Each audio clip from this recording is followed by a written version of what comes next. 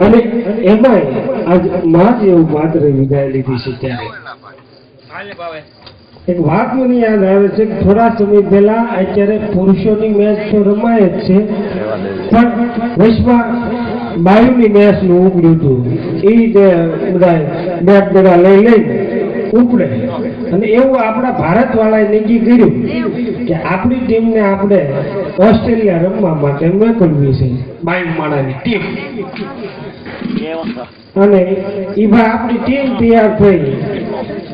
એ બધી બાયુ તૈયાર થઈ ને એમાં તો ફોની કે સોટલા હાલે નહીં એટલે અંબોડા વાળ્યા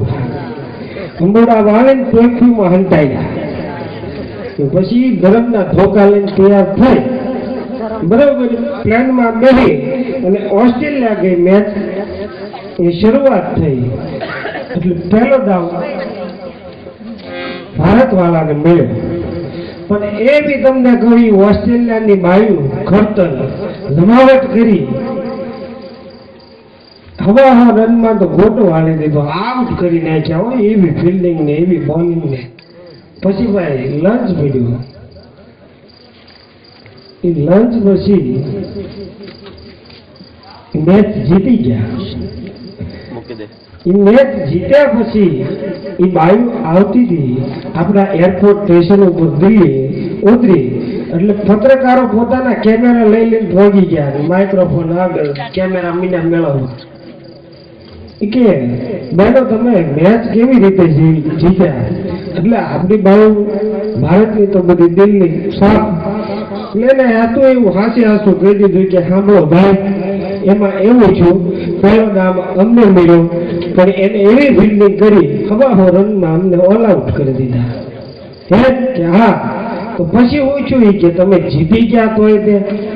હવા રનમાં તમે એને 100 રન થવા દીધા એનું કારણ શું કે ભાઈ એવું છું એમાં કે એના દાવ પછી અમારે લંચ મળ્યો લંચમાં કે કોકોકોલા પેપ્સી થમ્સઅપ એવું બધું અમને આપવામાં આવ્યું